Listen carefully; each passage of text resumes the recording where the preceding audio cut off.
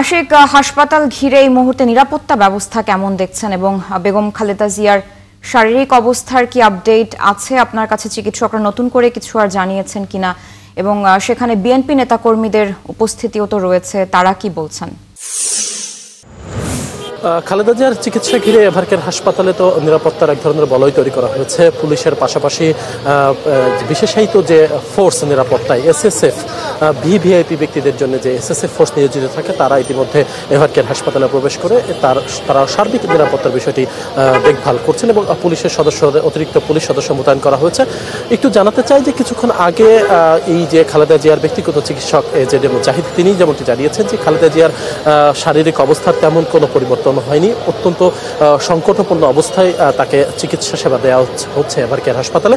এখন পর্যন্ত যে 10 দিন ধরে তিনি চিকিৎসা নিচ্ছেন, চিকিৎসকরা জানিয়েছেন তিনি চিকিৎসা সেবা নিচ্ছেন, ডাক্তারদের প্রেসক্রিপশন অনুযায়ী তিনি চিকিৎসা সেবা গ্রহণ করছেন। তবে শারীরিক অবস্থার তেমন কোনো উন্নতি হয়নি, তিনি বেশ কিছু জটিল রোগে আক্রান্ত দীর্ঘদিন ধরে। সেইভাবেই গত 23 নভেম্বর তাকে জরুরি ভিত্তিতে এভারকেয়ার হাসপাতালে ভর্তি করা হয়।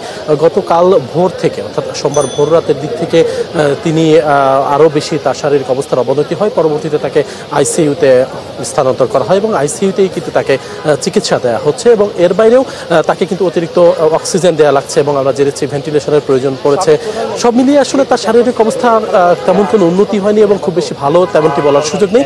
বিএনপির পক্ষ থেকে এবং খালেদা জিয়ার পরিবারের পক্ষ থেকে দেশবাসীর কাছে দোয়া চাওয়া হয়েছে যে খালেদা জিয়ার যদি সুস্থ হয়ে ফিরে আসেন তাহলে দেশবাসীর দোয়া, ডাক্তারদের প্রচেষ্টা এবং সৃষ্টিকর্তার রহমত, এই তিনটির প্রচেষ্টাই হয়তো খালেদা জিয়া আবার জনগণের মাঝে ফিরে আসতে পারেন। এছাড়া আসলে সেটি আমাদের সবার প্রত্যাশা। আশিক, ধন্যবাদ, আপনি থাকুন সেখানে। পরবর্তীতে নিশ্চয়ই আপনার সাথে যুক্ত হয়ে আবারও বিএনপি চেয়ারপারসন বেগম খালেদা জিয়ার শারীরিক অবস্থার আপডেট আমরা জানবো। দর্শক, এভারকেয়ার হাসপাতালের সামনে থেকে যুক্ত ছিলেন আমাদের সহকর্মী আশিক মাহমুদ।